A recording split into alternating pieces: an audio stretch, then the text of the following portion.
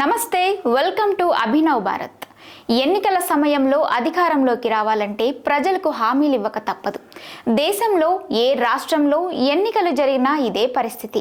అయితే ఒక్కో రాష్ట్రంలో ఎన్నికల ఖర్చు అక్కడి రాజకీయ పరిస్థితులను బట్టి ఒక్కో రకంగా ఉంటుంది.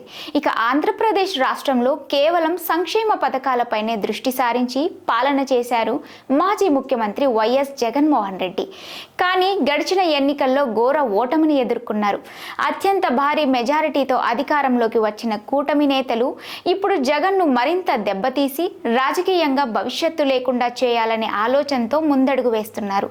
మరి సంక్షేమంతో ప్రజలకు బాగా చేరువైన జగన్కు దెబ్బతీయాలంటే అతని దారిలోనే వెళ్లాలని టీడీపీ అధినేత చంద్రబాబు భావిస్తున్నట్టు తెలుస్తుంది.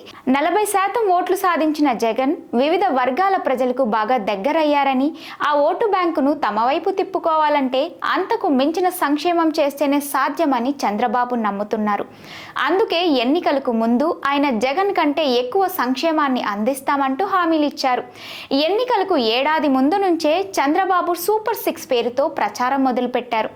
అభివృద్ధి లేదనే విషయంలో ప్రభుత్వ వ్యతిరేక ఓటు ఉండడంతో పాటు బాబు సూపర్ 6 పథకాలకు ఓటరు ప్రభావితం కావడంతో వైసీపీని చిత్తుచిత్తుగా ఓడించి కేవలం 11 సీట్లకే పరిమితం చేశారు. కూటమి ప్రభుత్వం వచ్చింది. దాదాపు 2 నెలలు పూర్తయింది. సంపద సృష్టిస్తానన్న బాబు ఇచ్చిన హామీలను నెరవేర్చడంలోనే మునిగిపోయారు.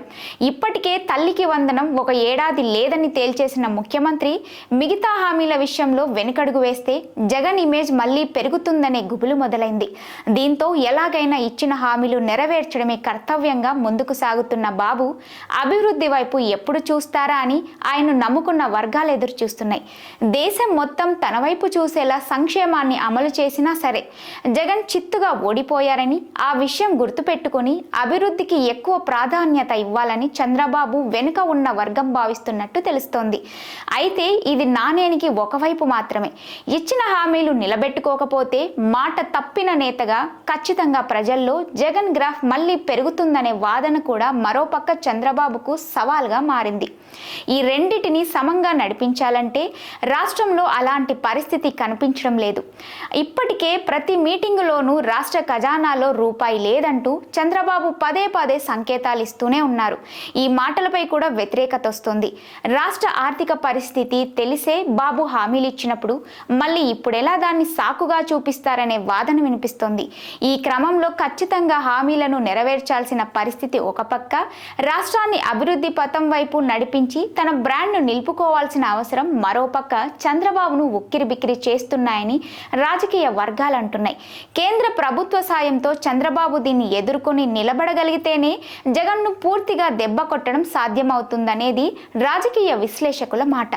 నాయకులారా, మీ పనితనం మీ అధినాయకులకు తెలియజేయాలనుకుంటున్నారు. ప్రజలారా, మీ సమస్యలను మీ నాయకులకు తెలియజేయాలనుకుంటున్నారు. ప్రజా సమస్యల పరిష్కార వేదిక మీ అభినవ్ భారత్.